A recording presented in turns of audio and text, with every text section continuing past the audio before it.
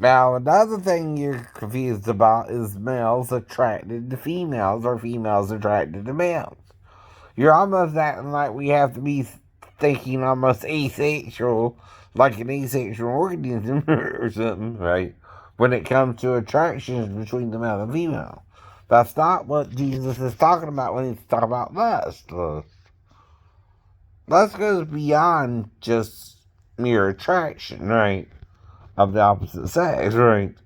Lust is where you want to, one, you're married, two, you want to take someone else's wife, three, right? You're not respecting the woman, right? As being also just a woman, right?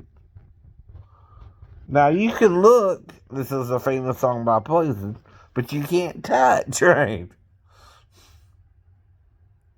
Cause the best things in life ain't free nor cheap, nor cheap. That's the whole point too, right?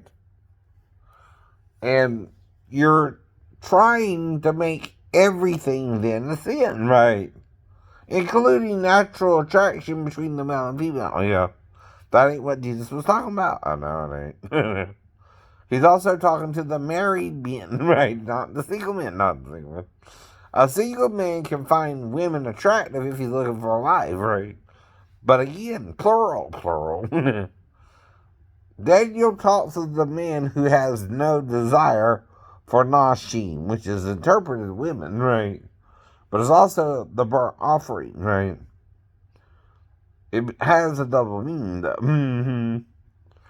Right, right. It's something you don't understand, right? And the problem is, he's not talking about natural attraction between the male and female where you're single and you're looking for your wife, right? You're applying that to something that don't really apply to. Now, are you to behave yourself if you find a woman attractive? Yeah. We ain't saying that either, but it's not lust, even if you masturbate on one, right? What that means is you're curbing your sexual appetite instead of having sex. You're masturbating to relieve your desire in a positive manner, right? Before it becomes sex.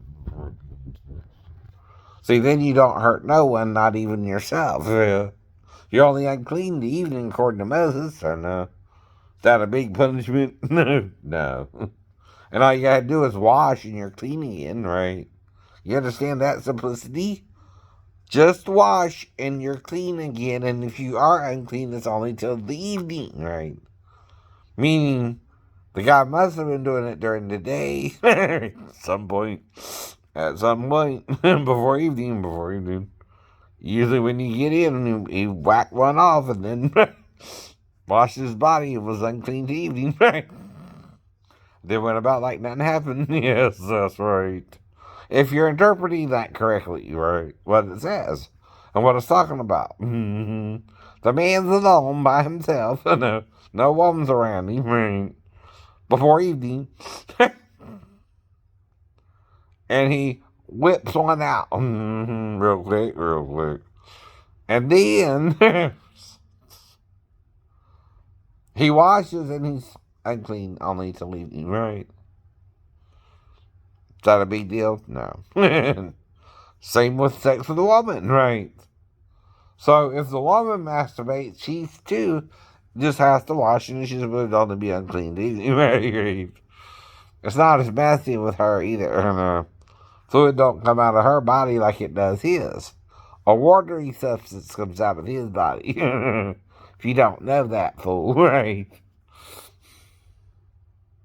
It's called seminal fluids. And Moses is talking about issues that come out of your body. Even the woman with her menstruation cycle was unclean for almost 2 weeks. I know.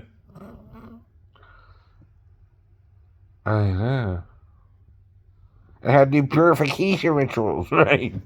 In Judaism, right? Now, guess what? You don't have to. You don't have to. Because Jesus died to cover that sin too, right? That uncleanness is covered by Jesus, right? Don't you get it? He came to be a curse to remove the curse. of breaking the law, of breaking the law. But then that means there's no law anymore? No, you gotta understand the law, right? It was in a time when disease was more prevalent too, right? Oh, right. And Moses is where you get the idea of quarantining people. Lepers were quarantined, right? If you got leprosy, they were made to live in a separate camp, right? And live together, right? Now, he didn't isolate them, right? You understand? Right. They were put together if they got leprosy, right? They weren't alone or anything. Like you're trying to do me. You're trying to isolate me and leave me alone. Leave me alone. And make me alone and make you alone. When I'm trying to find a girlfriend, right? I keep telling you that too, right? It's not wrong for a single male, even if divorced, to seek a wife. No, it's not. Never was. Never was. If there's a good reason to divorce her, there's a good reason to divorce her.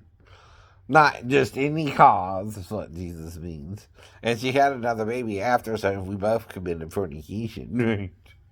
And I met another woman, so that's another legal way you can divorce somebody, right? Without zoning them either. Unless you still want to assault people. Unless you still want to assault people. Which the Muslims still do that, by the way. If you want to join their religion, go ahead.